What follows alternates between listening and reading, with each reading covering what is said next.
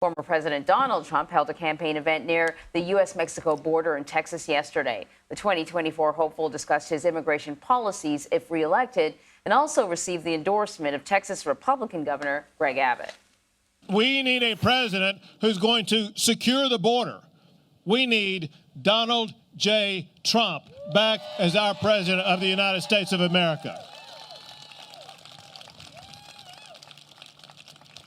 I'm here today to officially proclaim my endorsement for Donald J. Trump to be president of the United States of America again. CBS News reporter Camilo Montoya-Galvez is following the latest for us from Texas. Good to see you, Camilo. First, let's start with this endorsement by Governor Abbott. Is this a particularly valuable endorsement for Donald Trump? Good morning, Anne-Marie. Well, we don't expect Texas to be a big battleground state in 2024. It is still very Republican-leaning. However, this endorsement by Governor Greg Abbott is still significant because he is one of the most recognized Republican governors across the country. And just like Trump, Anne-Marie, Abbott has used the situation here at the U.S. Mexico border extensively and very comprehensively throughout his governorship. Abbott, as you know, Anne-Marie, has directed the National Guard here to fortify the riverbanks of the Rio Grande with razor wire and floating barriers. He has directed state troopers to arrest migrants on state trespassing charges. And most notably, he has directed state officials to send tens of thousands of migrants to Democratic-led cities, mainly Chicago and over there in New York. So both of these politicians, Anne-Marie, have made the border a top and pivotal issue during their political careers. In fact, Governor Abbott, as you heard just now, said that President Trump is the only one who can secure the U.S. Mexico border. So what else did Trump say at that event in Texas?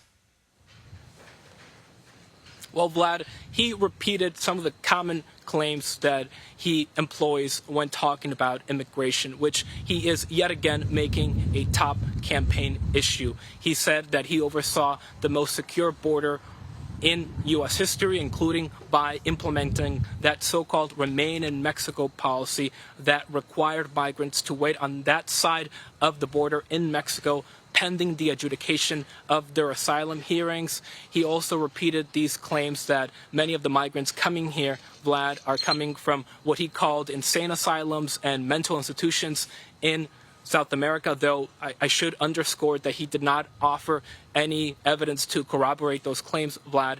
And he also attacked President Biden for only visiting the Mexico border here, along the U.S. Mexico border, I should say, once.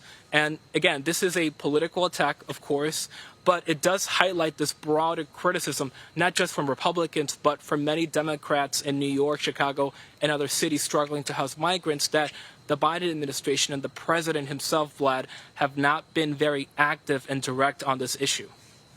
And you have some exclusive reporting, Camilo, about the Biden administration's plan to deploy a team of immigration officials to Panama.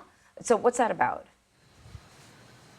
That's right. We have learned here at CBS News, Anne-Marie, that the Department of Homeland Security has developed internal plans to deploy asylum officers and deportation agents to Panama to help that Central America country to deport and screen migrants who are traversing through the notorious Darien Gap. That is that jungle between Panama and Colombia that hundreds of thousands of migrants are traversing on their way to the U.S. Just this year alone, 500,000 migrants, roughly half of them children and women, have traversed that jungle. That is an all-time high and a once unthinkable number for what was, up until 2 years ago, an impenetrable jungle. So this effort by the Biden administration was requested by Panamanian authorities, I'm told, to deal with the crisis there. And it really just underscores the desperation that the Biden administration has to reduce